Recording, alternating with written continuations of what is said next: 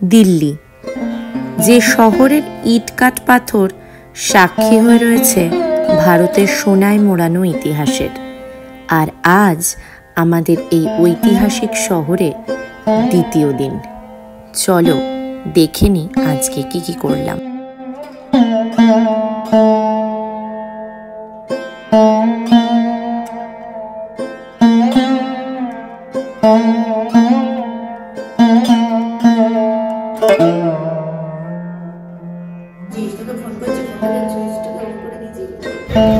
Finally আমরা হুমায়ুন স্টপে পৌঁছে গেছি, টিকিট কাটাও ডান।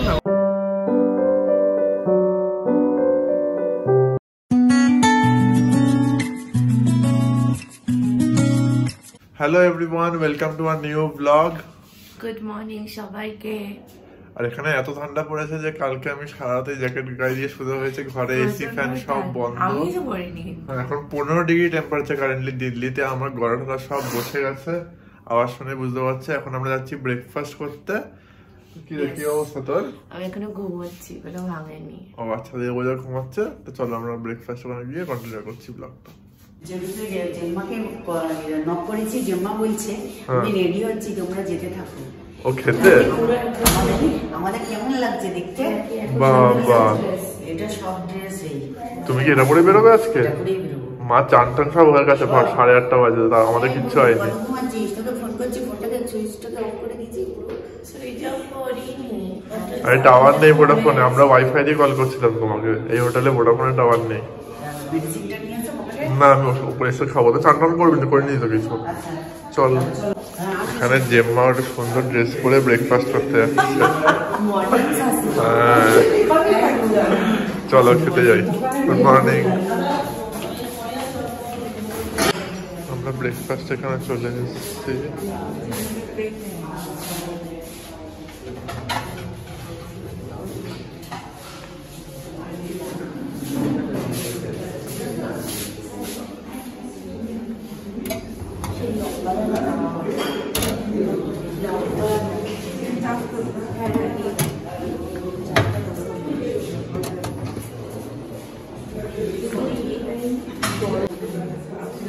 এখানে অলরেডি ব্রেকফাস্ট শুরু করে দিয়েছে।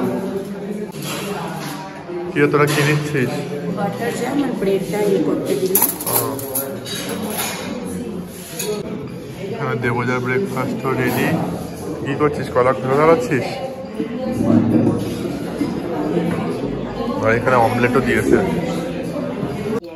তো আমরা ব্রেকফাস্ট করে চলে এলাম। এখন আমরা রেডি হব। এখন আমরা 10টা 10:30 নাগাদ আমরা আবার সাইট সিইং এর জন্য বেরোবো, তাই তো? সো ফাইনালি আমরা রেডি হয়ে গেছি আর বেরিয়েছি। সবাই এখনো রেডি হয়নি, তো আমি আর রাকেশ একটু আগেই বেরোলাম। ভাবলাম পাহাড়গান এরিয়ার আশেপাশটা একটু এক্সপ্লোর করা যাক। আগেও আমরা এসছি, তো একটু মেমোরি রিকল করবো, তো তাই জন্যই বেরিয়েছি। বাকিরা রেডি করলে তারপরে একসাথে সবাই বাকি যা যা আজকে প্লেসমেন্টলি প্ল্যানে রয়েছে, হুমায়ুন স্টোম, দেন যন্তর মন্তর, রাজঘাট, আরও যা যা আছে সেগুলো সব আমরা যাবো। আর দিল্লিতে কিন্তু ভালো ঠান্ডা, যেটা আমি কাল থেকে ব্লগে বারবার বলছি। নট অনলি ইন রাত্রির বেলা, সকালবেলাতে এখনো কিন্তু বেশ ঠান্ডা। রাকেশ এখন থেকে হুডি পরে নিয়েছে, আর আমিও স্টোল ফুল সব ব্যাগে নিয়ে নিয়েছি। আর ও হ্যাঁ, আমাদের লুকও আজকে দেখানো হয়নি। আমি একটা কোহস করেছি, আর রাকেশেরও এই হচ্ছে এই দুজনের লুক।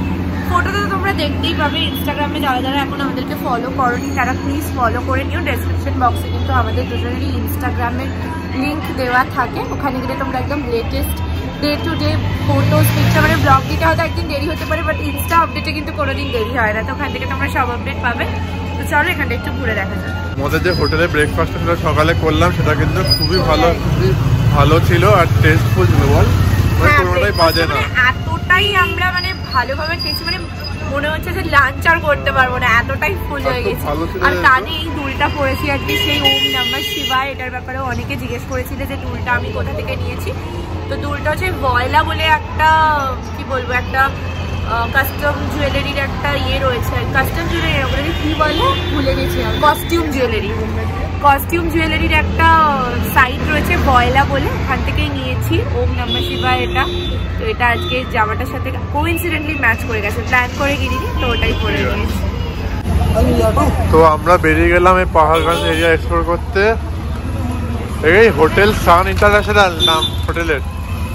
চল ये ऑटो मुझे ब्यूटीफुल लुक नहीं ऐसे ही पैदल करने निकले। এটা পুরোটা হোটেল এরিয়া বল?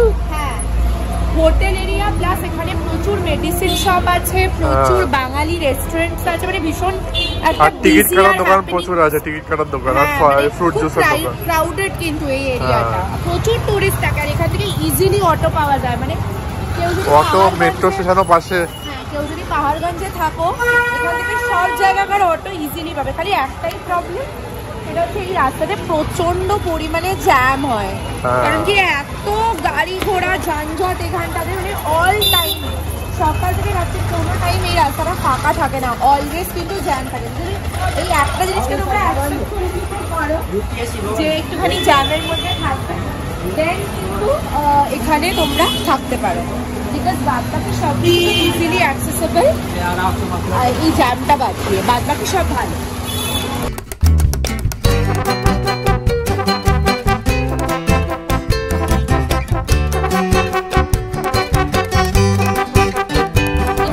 আমরা প্রথমে দেখেছিলাম থাকার জন্য, তারপর এটাতে 5টা রুম এট এ টাইম অ্যাভেলেবেল পাইনি আমরা, তাই জন্য এটা নিতে পারিনি। বাট ব্লু পালটা আমরা যেটা আছে ওটা যথেষ্ট সুন্দর, ওই কি বলবো পাহাড়গঞ্জের গলিটার ভেতর, মানে পাহাড়গঞ্জ এরিয়া অনুযায়ী।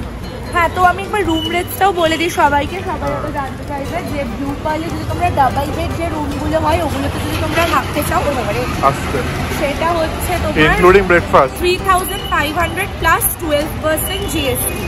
এটা যদি মেক মাই ট্রিপ থেকে তোমরা বুকিং করো তাহলে হচ্ছে উইদাউট ব্রেকফাস্ট। বাট তুমি যদি ডিরেক্ট হোটেলের লোকের নাম্বার থেকে বুক করো, আমি নাম্বারটা নয় দিয়ে দেবো, তাহলে তোমরা 3500 প্লাস 12% জিএসটিতে উইথ ব্রেকফাস্ট পেয়ে যাবে, মানে ব্রেকফাস্টটা ওরা ইনক্লুড করে দেয়। মেক মাই ট্রিপে গেলে ওখানে ওদের চার্জ বেশি। হ্যাঁ ওখানে ব্রেকফাস্টটা ছাড়া একটু চার্জ, তো এটাই রেটস, তোমরা চেক আউট করতে পারো। এই হোটেল এলিগেন্সে আমরা যখন প্রথমবার দিল্লি এসেছিলাম তখন ছিলাম। হ্যাঁ এই হোটেলটা, এটা ফার্স্ট হোটেল মানে পাহাড়গঞ্জ। চলো আমরা একটু হাঁটতে থাকি সামনের দিকে।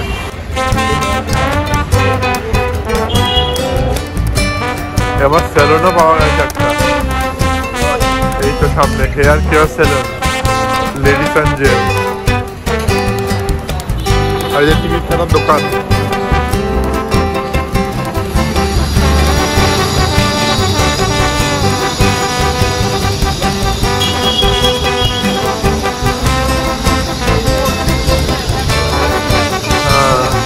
এই হোটেলটাও বেশ সুন্দর। এবার যেহেতু আমরা আবার বেরোবো টুরিস্ট প্লেসেসে ভিজিট করতে, তাদের তার জন্য আশা করছি রেডি হয়ে গেছে, তো আমরা গিয়ে রিসেপশনে বা সবার জন্য ওয়েট করবো, সবাই এলেই ফাইনালি বেরোনো হবে। তো মোস্ট প্রবলি আজকে আমরা হুমায়ুন স্টোভ দিয়েই শুরু করবো আমাদের প্ল্যানটা, তো দেখা যাক।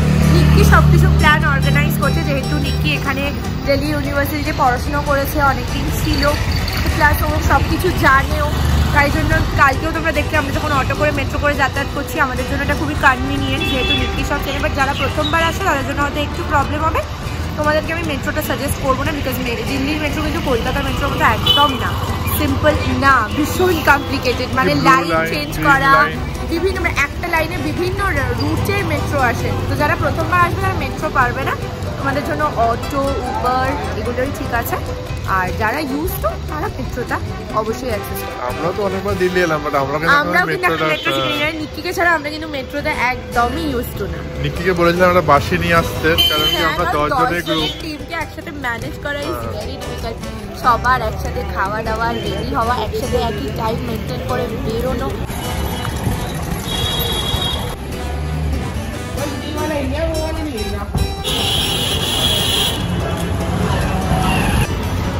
তো এখন আমরা ফাইনালি হোটেলের সামনেই পৌঁছে গেছি আবার, এবার গিয়ে দেখি যে সবাই কখন বেরোবে।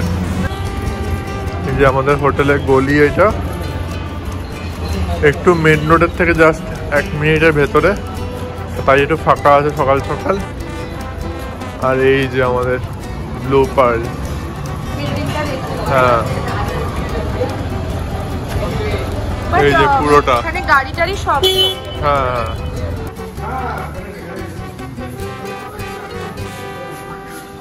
এখানে ওয়েট করবি? এই যে ফাইনালি আমাদের গাড়ি এসে গেছে। হ্যাঁ আমি সামনে বসছি, চল। ফাইনালি আমরা উঠে গেছি।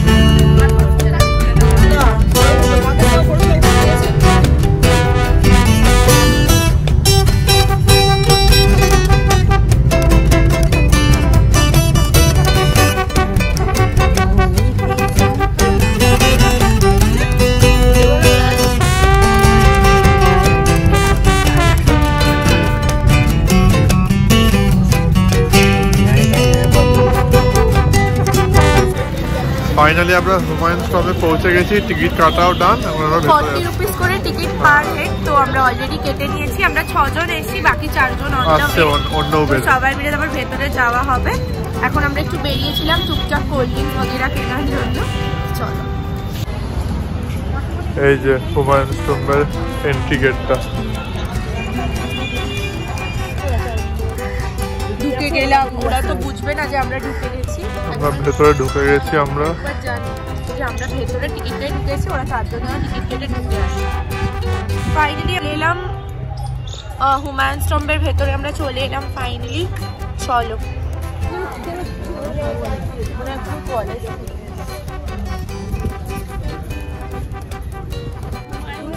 ঈশা খান টোম, হালিমা টোম আর হালিমা গেটওয়ে, কি কি আছে সেটা অ্যারো দেওয়া।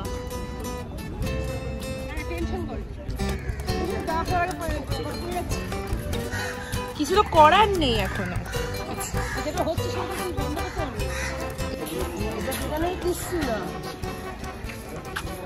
আমি ওইখানটাতে যাচ্ছি, একটা ছবি তুলি। হুমায়ুন স্টোম্ব, যেটা তৈরি করেছিলেন হুমায়ুনের পুত্র আকবর 1560 সালে। আর এই টোম্বের মধ্যে মুঘল সাম্রাজ্যের 150-রও বেশি সদস্যকে কবর দেওয়া হয়েছিল, তাই জন্য এটাকে ডরমেটরি অফ মুঘলসও বলা হয়। এই টোম্বের চারিদিকে প্রায় 40 মিটারেরও উঁচু পিলার দিয়ে এটা ঘেরা। আর পুরো ইতিহাসের মধ্যে যদি দেখা যায় তাহলে দেখা যাবে এরকম বাগানে ঘেরা টোম্ব প্রথম কিন্তু আকবরই নির্মাণ করেছিল হুমায়ুনের জন্য। এর আগে ভারতের ইতিহাসে এরকম টোম্ব কোনোদিনও বানানো হয়নি। তো এর জন্য এর তাৎপর্য খুবই অন্যতম ইতিহাসের পাতায়, কারণ এটাই হলো বাগানে ঘেরা প্রথম টোম্ব।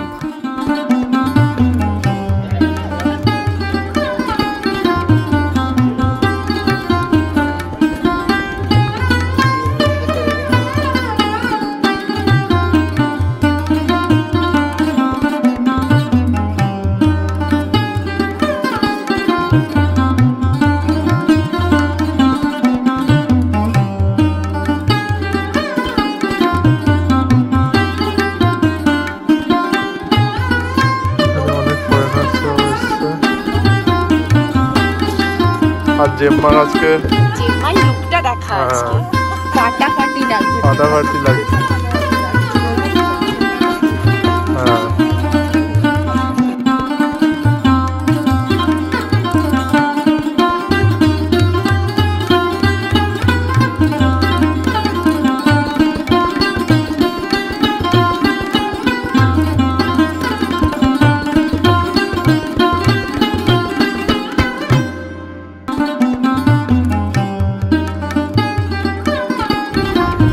এখানে সিঁড়ি দিয়ে পুরো উপরে চলে এসেছি। হ্যাঁ, এই যে সিঁড়িটা দিয়ে উঠলাম, এইদিকে গেটটা, সোজা এসে এখানে উপরে মেইন এন্ট্রান্স। এখানে ছবি তোলার হলে তোল।